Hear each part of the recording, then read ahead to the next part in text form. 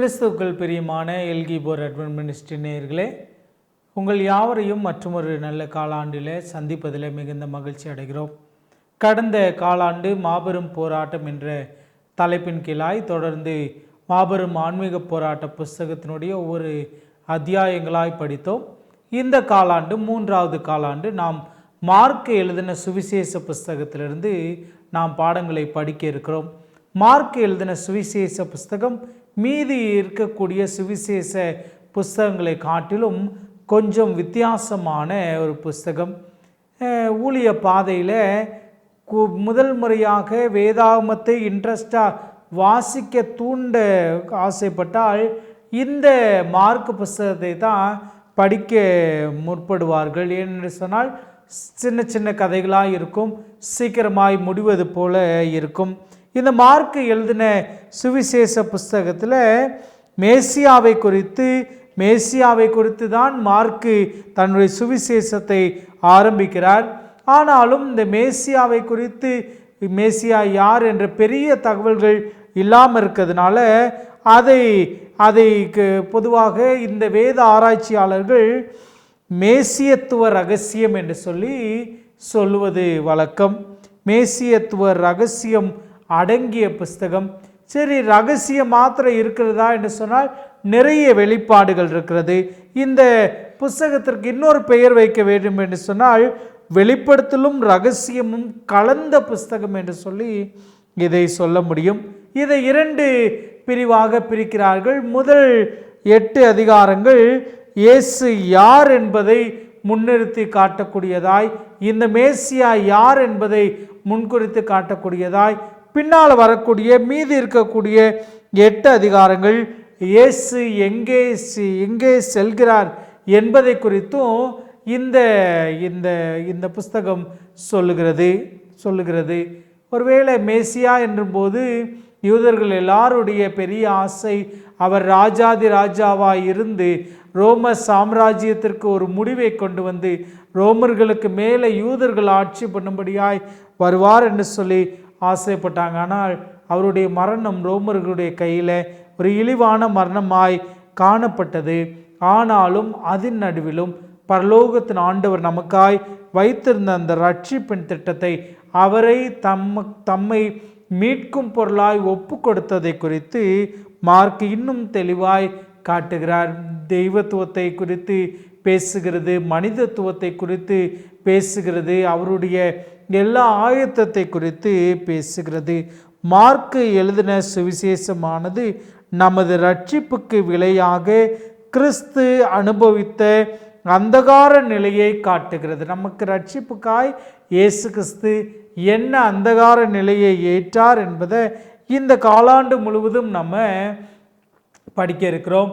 Mark எழுதின சுவிசேஷ புஸ்தகத்திலிருந்து இந்த காலாண்டினுடைய ஆசிரியராக தாமஸ் ஆர் ஷெப்பர்ட் என்று சொல்லப்படக்கூடிய ஒரு டாக்டரேட் PhD முடித்த ஆண்ட்ரூஸ் யூனிவர்சிட்டியில் புதிய ஏற்பாட்டினுடைய ஆராய்ச்சியினுடைய தலைவராய், ஆராய்ச்சி பேராசிரியராய் இருக்கக்கூடிய அந்த ஆசிரியர் எழுதி கொடுத்திருக்கிறார். நிச்சயமாய் இந்த காலாண்டினுடைய பாடங்கள் நமக்கு ரொம்ப பிரயோஜனமாக இருக்கும் என்று கருத்திற்குள்ளாய் நான் நம்புகிறேன். அந்தபடியாய் இந்த மார்க் எழுதின சுவிசேஷ புஸ்தகம் என்னும் இந்த காலாண்டினுடைய முதல் பாடமாக சுவிசேஷத்தின் துவக்கம்.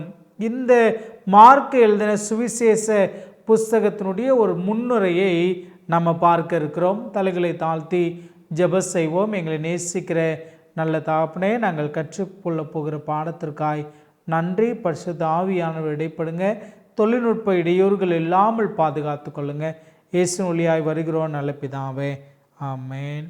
பிரியமானவர்களே, இந்த சுவிசேஷங்களை எழுதக்கூடிய இல்லை வேதாகமத்தினுடைய புத்தகங்களை எழுதின ஆசிரியர்கள் பெரும்பாலும் தங்களுடைய பெயர்களை ஒரு மறைப்பொருளாகவோ, ஆனாலும் தாங்கள் தான் இந்த புஸ்தகத்தை எழுதினார்கள் என்று வெளிக்காட்டுவது வழக்கம். அவ்விதமாய் இந்த மார்க் எழுதின சுவிசேஷ புஸ்தகம் யார் எழுதினார் என்ற ஆசிரியருடைய பெயர் இதில் கொடுக்கப்படவில்லை. ஆனால் யோவான் தனக்கு அன்பான சீசன் என்று சொல்லி தன்னை வெளிக்காட்டுகிறார். மத்தேயு தன்னுடைய பெயரை வெளிக்காட்டுகிறார். இந்த மார்க்கு தன்னை வெளிக்காட்டாவிட்டாலும் அவருடைய அந்த அசைவுகள் நம்மளால் புரிந்து கொள்ள முடிகிறது. இது மார்க்கு தான் எழுதினார் என்பதை பின்வரக்கூடிய வசனங்கள், பின்வரக்கூடிய காரியங்களிலே நம்ம புரிந்து கொள்ள முடியும். மார்க்கு சுவிசேஷம் பேதுருவுடன் தொடர்பு படுத்தி எழுதப்படுகிறது. பவுலாரோடு கூட ஊழியத்திற்கு அவர்கள் போகிறாங்க, ஒரு பிரிவு ஏற்படுகிறது. இவர் பேதுருவோடு கூட இணைந்து செயல்பட்ட காட்சிகளை நம்ம காண முடிகிறது. மார்க்கினுடைய ஆசிரியர் தன்னுடைய பெயரை சொல்லாவிட்டாலும் மார்க்கும் பர்னபாவும் சேர்ந்து ஊழியம் செய்து ஒரு பெரிய வெற்றியை கண்டதை காண முடிகிறது. சரி, பெரிய வெற்றியாளராய் மட்டும் பார்த்தோம் என்று சொன்னால் இல்லை, இவரிடத்துல சில தோல்விகளும் இருக்கிறது.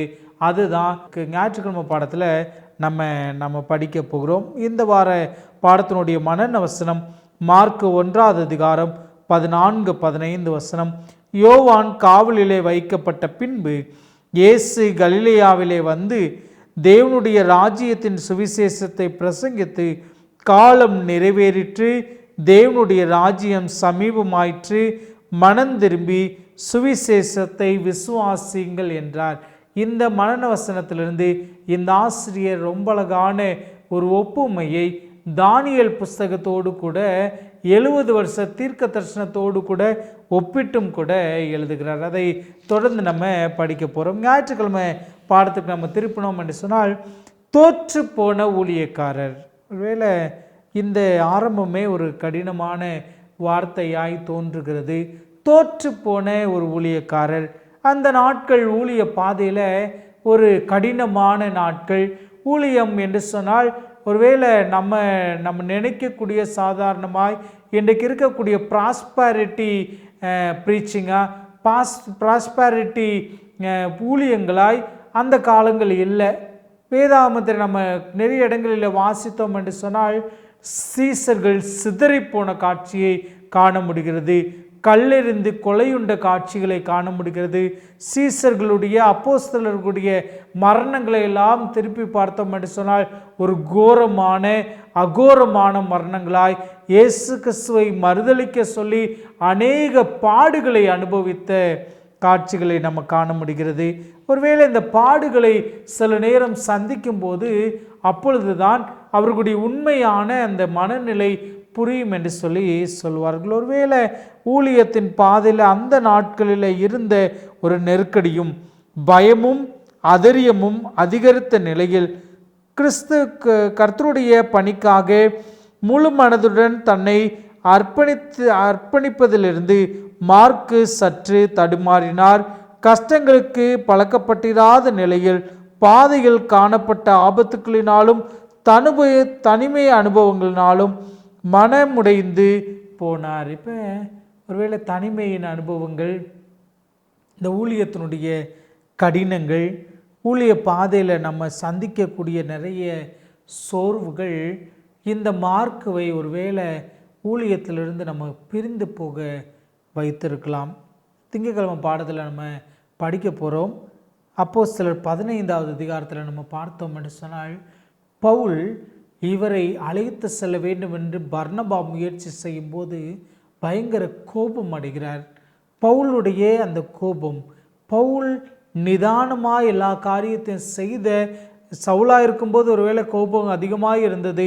ஆனால் பவுலாய் மாறின பின்பு அவர் நிதானமாய் பல காரியங்களை செய்ததை காண முடிகிறது. ஆனால் பவுல் இந்த மார்க்கு என்ற பெயரை கேட்ட மாத்திரத்தில் மிகுந்த கோபம் அடைகிறதை வைத்து நமக்கு புரிகிறது எப்படிப்பட்ட ஊழியக்காரனாய் இவர் இருந்திருக்க வேண்டும் என்று சொல்லி புரிகிறது. முதலாவது நம்ம கற்றுக்கொள்ள போகிற பாடம், ஒருவேளை தோல்விகளாய் மாத்திரமல்ல, வெற்றியின் படிக்கட்டுகளாய் ஊழிய பாதையில் நம்ம சந்திக்கக்கூடிய இந்த மாதிரி ஒரு சோதனை, ஒருவேளை மன ரீதியாய் தைரியமில்லாத தன்மை நமக்கு இருந்தாலும் ஆண்டவர் நமக்கு இன்னொரு வாய்ப்பை அருளுகிறார். திங்கட்கிழமை பாடத்துக்கு நம்ம திருப்பினோம் என்று சொன்னால், திங்கட்கிழமை பாடம் 2வது வாய்ப்பு. எனக்கு பிடித்தமான ஒரு தலைப்பும் கூட இருக்கிறது. ஆண்டவருக்கு நமக்கு நம்ம ஒரு பேர் வைக்க வேண்டும் என்று சொன்னால், அவர் God is a God of second chance. இந்த ஆண்டவர் இன்னொரு வாய்ப்பு அருளக்கூடிய ஆண்டவராய், இந்த இரண்டாம் வாய்ப்பு அருளும் தேவனாய் நம்ம காண முடிகிறது. அப்போஸ்தலர் 15வது அதிகாரம் 36லிருந்து 39 வசனங்களை வாசித்தோம் என்று சொன்னால், சில நாட்களுக்கு பின்பு பவுல் பர்னபாவை நோக்கி, நாம் கர்த்தருடைய வசனத்தை அறிவிக்கிற சகல பட்டணங்களிலும் உள்ள சகோதரர்கள் எப்படி இருக்கிறார்கள் என்று போய் பார்ப்போம் வாரும் என்றான். அப்பொழுது பர்னபா என்பவன் மார்க்கு என்னும் பெயர் கொண்ட யோவானை கூட அழைத்து கொண்டு போக வேண்டும் என்றான். பவுலோ, அவன் பிம்பிலியா நாட்டிலே நம்மை விட்டு பிரிந்து நம்மோடு கூட ஊழியத்திற்கு வராததினாலே அவனை அழைத்து கொண்டு போகக்கூடாது என்றான். இப்போ பவுல் மிகுந்த கோபமடைந்து அவன் பிம்பிலியா தேசத்தில் விட்டுட்டு போன அது நமக்கு நினைவுக்கு இருக்கிறது. அதனால் அவரை அழைத்து செல்லக்கூடாது என்று சொல்லி கடினமாய் பேசுவதை நம்ம காண முடிகிறது. 39 வாசித்தோம்னா, இதை பற்றி அவர்களுக்குள்ளே கடும் கோபம் உண்டபடினால் அவர்கள் ஒருவர் விட்டு பிரிந்தார்கள். இப்போ பர்னபாவும் பவுலும் பிரிகிற ஒரு காட்சியை காண முடிகிறது. பவுலுடைய ஊழியத்தில் பர்னபாவினுடைய பங்கும் கூட இருக்கிறது. பவுல் தன்னுடைய சொந்த ஜனத்தினால் நெருக்கப்படும் போது, சீசர்கள் எல்லாம் அப்போஸ்தலராய் அவரை ஏற்றுக்கொள்ளாத போது, அவர் கற்றுக் கொடுக்கக்கூடிய காரியங்கள் சரியில்லை என்று இந்த கூட்டத்தில் இருக்கக்கூடியவர்கள் எல்லாம் பேசும்போது, இந்த பவுலுக்கு ஆதரவளித்த ஒரே ஒரு நபர் யார் என்று பார்த்தீங்கன்னா பர்னபா. அந்த பர்னபாவே கடும் கோபம், பர்னபா மேலேயே கடும் கோபம் பவுல் கொள்ளக்கூடிய ஒரு நிலை என்று சொன்னால், நம்ம இந்த மார்க்குவினுடைய அந்த நிலையை நம்ம புரிந்து கொள்ள முடிகிறது. ஆனால் அதோடு கூட நிறுத்தவில்லை. இந்த பர்னபாவோடு கூட இந்த மார்க்கு வல்லமையாய் ஊழியம் செய்து, ஊழியத்தின் பலனாய் அநேகரை ஆண்டோடைய சமூகத்தில் வழிநடத்தின காட்சிகளை நம்ம காண முடிகிறது. கொலேசியர் 4வது அதிகாரம் 10வது வசனத்தில் வாசித்தோம் என்று சொன்னால், அதே பவுலார், இவ்வளோ கோவப்பட்ட அந்த பவுலார் இந்த மார்க்கு வாழ்த்தினதாக சொல்லி எழுதுகிறார். கொலேசியர் 4வது அதிகாரம் 10வது வசனம் வாசிக்கிறேன். பர்னபாவுக்கு இனத்தானாகிய மார்க்கும் வாழ்த்துதல் சொல்லுகிறான். இவனை குறித்து கட்டளை பெற்றீர்களே, இவன் உங்களிடத்தில் வந்தால் இவனை அங்கீகரித்து கொள்ளுங்கள். இப்போ பவுல் அங்கே சொல்கிறாரு, இந்த மார்க்கு வாழ்த்துதல் எழுதுகிறாரு. அதோடு கூட நிறுத்தவில்லை, அங்கே இவரை ஏற்றுக்கொள்ளுங்கள் என்று சொல்லி ஒரு ரெக்கமெண்டேஷன் கூட கொடுக்கிறார். பவுலே ரெக்கமெண்ட் பண்ணுற அளவிற்கு இவருடைய ஊழியம் மாறினது. இதை குறித்து எழுதும்போது இங்கே ஆசிரியர் அழகாக எழுதியிருக்கிறார். அப்போஸ்தலர் 15வது அதிகாரம் நிகழ்ந்த ஆண்டு கிபி 60 துவங்கியது. ஆனால் அதற்கு பின்பாக இந்த பேதுரு 1 பேதுருவில் எழுதக்கூடிய வசனம் வாசலாம் 1 பேதுரு 5வது அதிகாரம் 13வது வசனம். உங்களுடனே கூட தெரிந்து கொள்ளப்பட்ட பாபிலோனில் உள்ள சபையும் என் குமாரன் ஆகிய மார்க்கும் உங்களுக்கு வாழ்த்துதல் சொல்லுகிறார்கள். இப்போ பேதுரு என்ன சொல்லுகிறார் என்று சொன்னால், தன்னை மார்க்குவை குமாரன் என்று சொல்லுகிற அளவிற்கு இந்த மாற்றம் ஏற்படுகிறது. இப்போ அப்போஸ்தலர் 15வது அதிகாரத்திற்கும் இந்த 1 பேதுரு 5வது அதிகாரத்திற்கும் இடையில் ஏறக்குறைய 15 முதல் 20 ஆண்டு காலம் கழிந்தது. இந்த 20 ஆண்டு காலத்தில் ஒரு பெரிய மாற்றம் சந்தித்த ஒரு ஊழியக்காரனாய் இந்த மார்க்குவை நாம் காண முடிகிறது. எனக்கு அன்பான தேவ பிள்ளைகளே, ஒருவேளை இந்த பாடத்தை படித்து கொண்டிருக்கிற நீங்களும் நானும் ஒருவேளை அதுபோல் இருப்போம் என்று சொன்னால், ஆண்டவர் நமக்கு இன்னொரு வாய்ப்பை அருளுகிறார். செவ்வாய்க்கிழமை பாடம்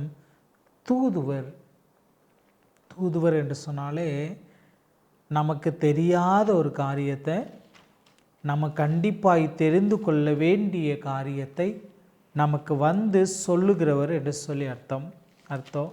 தூதுவர் மார்க் 1வது அதிகாரத்தை அப்படியே நம்ம ஆரம்பித்தோம் என்று சொன்னால் 1 முதல் 8 வசனங்களிலே யோவான் ஸ்நானகனை குறித்து பேசப்படுகிறது. யோவான் ஸ்நானகனுடைய தோற்றம் எப்படிப்பட்டது, யோவான் ஸ்நானகனுடைய உடை எப்படிப்பட்டது, யோவான் ஸ்நானகனை குறித்து வேதம் முன்னறிவித்த காரியங்களை குறித்து கூட இங்கே சொல்லப்படுகிறது.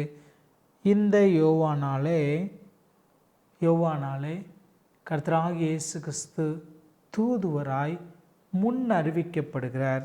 அதுக்கு பின்பாக இந்த யோவான் ஸ்நானகன் கர்த்தராகிய இயேசு கிறிஸ்துவானவருக்கு ஞானஸ்நானம் கொடுத்ததை அடுத்த பாடத்தில் நம்ம படிக்க போகிறோம்.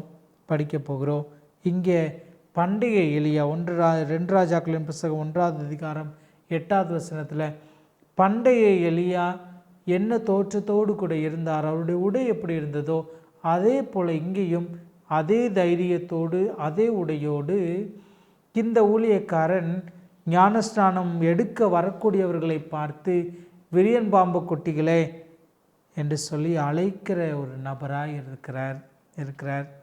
இந்த யோவான் ஸ்நானகன் மிகப்பெரியவர், அற்புத அதிசயங்கள் செய்யாமல் அநேகருடைய உள்ளத்தை தொட்ட ஒரு வல்லமையான ஒரு ஊழியக்காரன். இவர் தூதுவராய் முன் கடந்து வருகிறார்.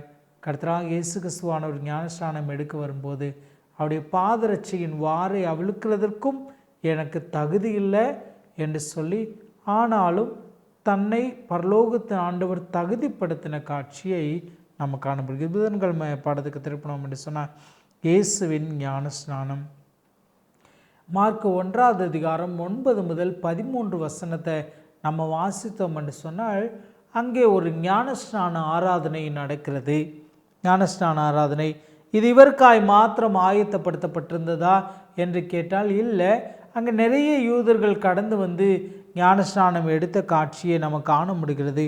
ஆனால் அந்த ஞானஸ்நானம் எல்லாத்திற்கும் மாறாக இந்த கர்த்தராகிய இயேசு கிறிஸ்துவினுடைய ஞானஸ்நானம் ஒரு பெரிய மாற்றத்தை, ஒரு பெரிய வேறு தோற்றத்தை அளிக்கக்கூடியதாக இருந்தது. என்னன்னு சொன்னால் வானம் திறக்கிறதை நம்ம காண முடிகிறது. புறாவை போல பரிசுத்த ஆவியானவர் இறங்கக்கூடிய காட்சியை காண முடிகிறது. வானத்திலிருந்து இவர் என் நேசகுமாரன் பிரியமாயிருக்கிறேன் என்று பரலோகத்தின் பரிசுத்த பிதா இவரை அங்கீகரிக்கிற காட்சியை, அறிமுகப்படுத்துகிற காட்சியை நம்ம காண முடிகிறது. இங்கே ஆசிரியர் ஒரு அழகான, எனக்கு பிடித்தமான ஒரு முறையில் இங்கே ஒரு காரியத்தை சொல்லியிருக்கிறார். புதன்கிழமை பாடத்தினுடைய 4வது பத்தியில் பார்த்தோம்னா, மார்க் எழுதின சுவிசேஷத்தின் ஆரம்ப காட்சியில் வருகிற வினோதமான ஒரு விஷயம், தெய்வீகத்தன்மையும் மனித தன்மையும் உடையவராகிய இயேசு காட்டப்படுவது தான். தெய்வீகத்தன்மையை பார்ப்போம். இப்போ தெய்வீகத்தன்மையும் மனித தன்மையாய் மார்க்க புஸ்தகம் எழுதுகிறதை அழக அந்த ஆசிரியர் பிரித்து காட்டுகிறார். தெய்வீகத்தன்மையை பட்டியலிடுவோமே. அவர் மேசியாவாகிய கிறிஸ்து, ஒரு தூதனால் அறிவிக்கப்பட்ட கர்த்தர், யோவானை விட பெரியவர், நேசகுமாரன், அவர் மீது ஆவியானவர் இறங்கினார். இப்போ இதெல்லாம் தெய்வீகத்தன்மை. மனுஷிக தன்மையை பார்ப்போம். யோவான் ஸ்நானகனால் ஞானஸ்நானம் பெற்றார். அவர் யோவானுக்கு ஞானஸ்நானம் கொடுக்கவில்லை. ஆவியானவராலே நடத்தப்பட்டார். சாத்தானால் சோதிக்கப்பட்டார். காட்டு மிருகங்களுக்கு நடுவே சஞ்சரித்தார். தேவ தூதர்கள் அவருக்கு பணிவிடை செய்தார்கள். இப்போ தேவதூதர்களை குறித்து பணிவிடையின் ஆவிகள் என்று சொல்லியிருக்கோம். மனுஷிக தன்மையும் தெய்வீகத்தன்மையும் இணைந்து இந்த இடத்துல ஆசிரியர் சித்தரித்து காட்டுகிறார். வியாழக்கிழமை பாடத்துக்கு நம்ம திருப்பினோம் என்று சொன்னால், நான் ஆரம்பத்திலே சொன்னது போல மார்க் 1வது அதிகாரம் 14-15 வசனத்தை அப்படியே இங்கே காலத்தின் நிறைவேறுதலாக தானியேல் புஸ்தகம் 9வது அதிகாரம் 24 முதல் 27 இருக்கக்கூடிய இந்த 70 வார தீர்க்கதரிசனத்தினுடைய மையமாய் சொல்லப்பட்டிருக்கிறது. நம்ம எல்லாத்துக்கும், நம்ம இந்த திருச்சபைக்கு ஆண்டவர் கொடுத்திருக்கிற பெரிய வெளிச்சம், இந்த காலத்தை கணக்கு போட்டு அது எங்கே துவங்குகிறது, 2300 நாட்கள் எங்கே முடிகிறது, அதனுடைய மையத்தில் இந்த 70 ஆண்டு தீர்க்க தரிசனம் அழகாய் சொல்லப்படுகிறது. நான் வாசிக்கிறேன். மார்க் 1:14-15. யோவான் காவலிலே வைக்கப்பட்ட பின்பு இயேசு கலிலேயாவிலே வந்து தேவனுடைய ராஜ்யத்தின் சுவிசேஷத்தை பிரசங்கித்து காலம் நிறைவேறிற்று என்றார். இப்போ தானியேலை நம்ம வாசித்தோம் என்று சொன்னால் அங்கேயும் கால தீர்க்க தரிசனத்தை நம்ம காண முடிகிறது. காலம் நிறைவேறிற்று, தேவனுடைய ராஜ்யம் சமீபமாயிற்று, மனம் திரும்பி சுவிசேஷத்தை விசுவாசியுங்கள் என்றார். இப்போ காலம் நிறைவேறிற்று.